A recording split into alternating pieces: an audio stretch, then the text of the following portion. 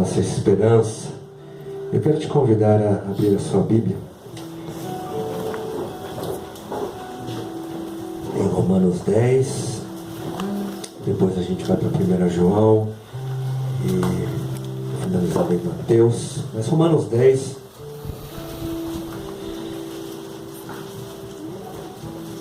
a gente vai ler versículo 9, o versículo 9.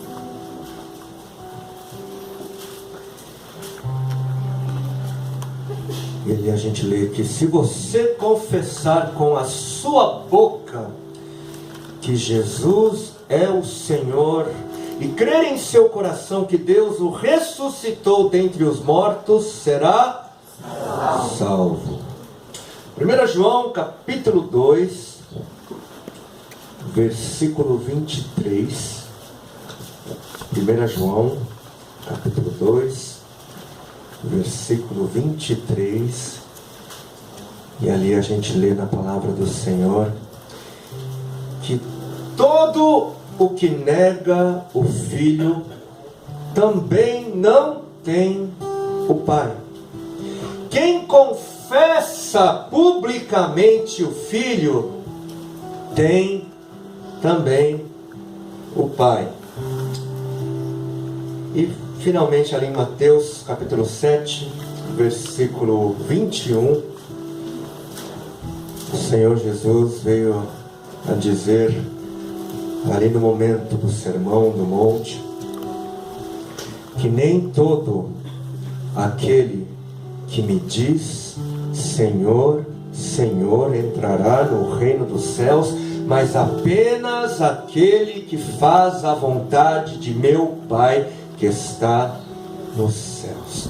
Se você confessar com a sua boca que Jesus é o Senhor, se você confessa publicamente o Filho, você tem também o Pai. Mas nem todo aquele que me diz Senhor, Senhor entrará no reino dos céus.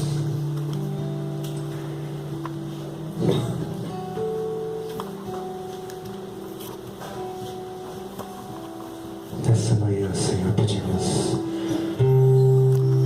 nosso pão de hoje, para nossa porção, Senhor, deste dia, Senhor, porção para nossa alma, porção para o nosso espírito, que consequentemente vai alcançar toda a nossa vida, todo o nosso ser.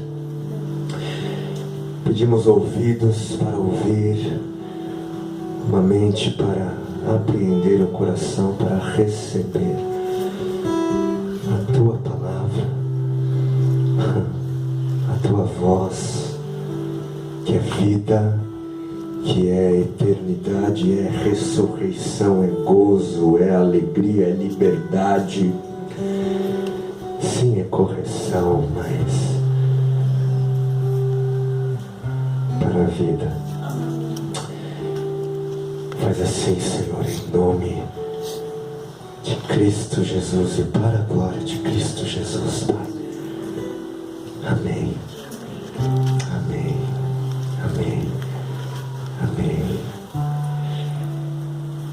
O professor John Stott, ele chegou a dizer que se a gente fosse resumir o Evangelho em uma só frase, se a gente fosse resumir a mensagem da revelação bíblica em uma só frase, ele veio a dizer que a versão mais resumida possível do Evangelho é: Jesus Cristo é o Senhor. Essa é a versão mais abreviada do Evangelho. Jesus Cristo é o Senhor. E a gente vai gastar um pouquinho de tempo primeiro pensando sobre esse termo, sobre o termo Senhor, porque eu gosto de crer que a nossa compreensão do termo traz uma melhor compreensão de quem Ele é e, consequentemente, uma melhor compreensão de quem nós somos. Se você confessar com a sua boca que Jesus é o Senhor, será salvo. Eu temo que em alguns ambientes a gente tenha reduzido a beleza da salvação em algumas palavras. Em palavras que são repetidas de maneira pública, de maneira litúrgica, religiosa, quase que supersticiosa. Em alguns ambientes, a impressão que se tem é que a gente reduziu a salvação numa simples declaração falada. Porque a gente pergunta, para as pessoas se elas querem aceitar a Jesus, e a gente se certifica de que elas repitam orações que confessem a Jesus como Senhor. A gente se certifica de que elas repitam orações que verbalizem a Jesus como Senhor. A gente fez isso na praça ontem, a gente tem feito isso por onde a gente vai. Ontem mesmo o prefeito de São Francisco de Assis, na hora do apelo, ele num momento ali tocado, ele ali confessou publicamente que Jesus é o Senhor. Isso faz parte, sim. O crente faz parte, sim. É algo legítimo. Faz parte da nossa experiência, da nossa vida, do nosso relacionamento cristão. Só que a verdade é que a gente não tem muita afinidade com o termo Senhor. A gente não tem muita afinidade. E a gente usa o termo diferentemente de como o termo era usado quando esse texto bíblico foi escrito. Hoje, especialmente no Ocidente, o termo Senhor é usado como um termo honorífico, como um termo que busca honrar a outra pessoa, como um termo de respeito, de consideração. Para muita gente é um ato de gentileza, é um ato de polidez chamar um outro de Senhor, que necessariamente nada tem a dizer acerca da essência ou de quem a pessoa é. As pessoas me chamam de Senhor sem me conhecer. A gente usa o termo Senhor a pessoas estranhas. No avião a aeromoça me chama de Senhor, não porque ela me conhece, mas porque é norma da empresa ser cordial. No Piauí as pessoas chamam a gente de doutor. Esse é o termo honorífico, mesmo sem ser doutor. A gente usa o termo para se dirigir a autoridades, a governantes, como títulos, como reconhecimento, porque é a coisa educada a se fazer, chamar o outro de Senhor. Só que não é dessa forma que a Bíblia nos apresenta a pessoa de Cristo Jesus. Jesus não é Senhor da mesma maneira que o diretor de uma escola. Jesus não é Senhor da mesma maneira que um policial ou que o dirigente de uma nação. Nas Escrituras, ele não é chamado de Senhor como um ato de delicadeza. Não somos chamados a confessá-lo como Senhor por respeito, ou por consideração, ou por educação simplesmente. Não é nesse nível que devemos nos relacionar com o senhorio de Cristo.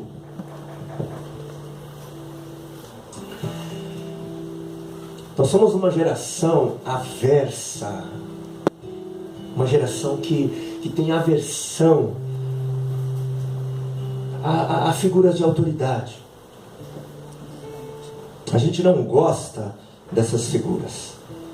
No Ocidente, a gente canta canções que celebram a rebeldia. E a gente canta aqui, a gente glorifica, a gente aplaude gente que desrespeita figuras de autoridade, né? A gente, como sociedade, como cultura, gosta de zombar dessas figuras. E as piadas não acabam, né? Nós, como sociedade, a gente ri dos idosos, a gente ri das sogras, a gente ri dos professores, a gente ri dos padres, a gente ri dos pastores, né? E os que se dizem entendidos, eles se sentem ofendidos, né, com a autoridade que muitos senhores têm nos diversos segmentos da sociedade. Como sociedade, a gente não gosta de perceber a autoridade no outro. A gente não gosta. Só se for na gente. Aí a coisa anda um pouquinho. Porque essa aversão toda, a gente não gosta disso, porque no fundo, a gente quer ser Senhor. É no fundo, a gente quer ser Senhor. E não de maneira honrosa, não como um título decorativo simplesmente, mas em essência, em verdade, a gente quer ser. A gente quer ser Senhor. Mas que essência é essa? Que verdade é essa? Que essência é essa? O termo Senhor, o termo bíblico Senhor, é a palavra que a gente traduziu do grego, né? Kyrios. E esse termo era o termo usado pelos escravos em relação aos seus proprietários. Dizer que fulano era o seu Kyrios, ou seu senhor, na época dos tempos bíblicos, era dizer que todo o seu ser, que toda a sua história, né, era dizer que toda a sua existência, né, que todas as suas vontades, que todo o seu descanso, que todo o seu trabalho, que todo o seu sonho de se casar, de ter filhos, que tudo pertencia a esse fulano, ao seu Kyrios, ao seu Senhor. E por falta desse entendimento, me parece que as pessoas, né, que acreditam, né? As pessoas acabam, sim, elas acreditam que Jesus ressuscitou dos mortos, confessam que Jesus é o Senhor, confessam com a boca, verbalizam publicamente que Jesus é o Senhor, mas na vida deles, quem manda são eles. Hã? E como é necessário a gente buscar ao Senhor de todo o coração, de toda a alma e de todo o entendimento, como é vital a gente mergulhar na palavra e conhecer toda a palavra. Toda a palavra. Por quê? Porque toda a palavra é a mensagem toda, é a mensagem integral de Deus. Toda a palavra. Não só um versículo, não só um conjunto de textos, não só um livro, mas toda a palavra contém toda a mensagem de Deus. Porque sim, é necessário confessar e crer, é necessário. Mas é necessário também se arrepender. É necessário sim confessá-lo publicamente, mas é necessário abandonar o pecado. É necessário amar o próximo. É necessário se doar. É necessário perdoar para ser perdoado. É necessário guardar a fé, combater o bom combate. E por aí vai. Amém. E por aí vai.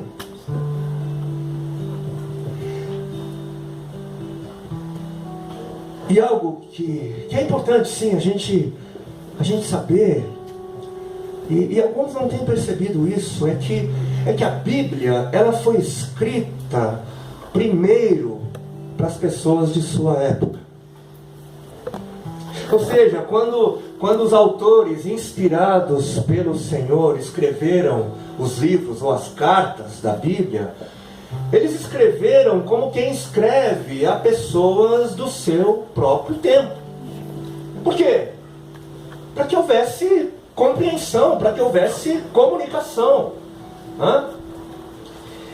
E se a gente não parar para prestar atenção em como as coisas eram na época, o que estava acontecendo, como é que era a forma de pensar, como é que as pessoas usavam as palavras, talvez a gente pode perder algumas coisas pelo caminho.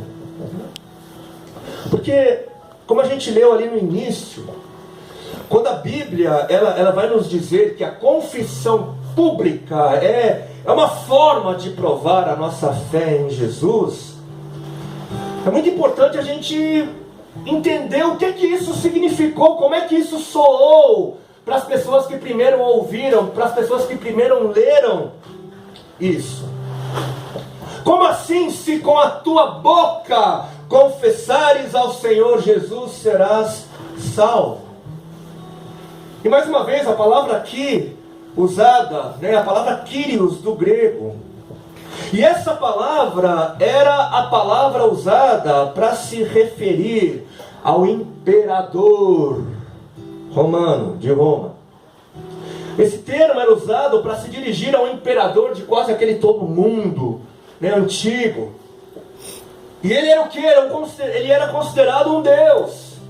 Ele era considerado, ele que era o governador absoluto, era considerado um deus.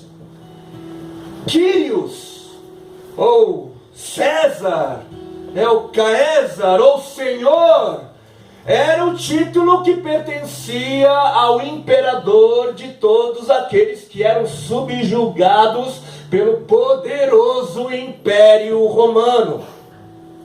Ser subjugado, ser dominado, ser submisso ao Império Romano significava o quê? Lealdade ao seu Kyrios, lealdade a César, lealdade ao imperador, ao Senhor.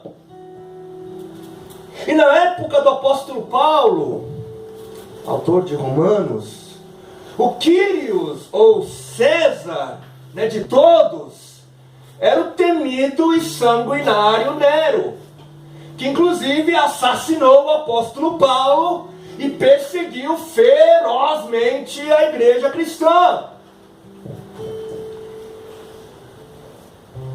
E se a gente parar então para pensar, debaixo desse domínio romano, debaixo dessa opressão do sistema, debaixo dessa escravidão causada por um falso Deus, o que significaria confessar publicamente que o seu Kyrios não era Nero, mas que o seu Kyrios, o seu Senhor, era Cristo Jesus? O que isso significaria? Se a gente trazer mais perto para o nosso tempo, Por exemplo, se você pertencesse ao Estado Islâmico,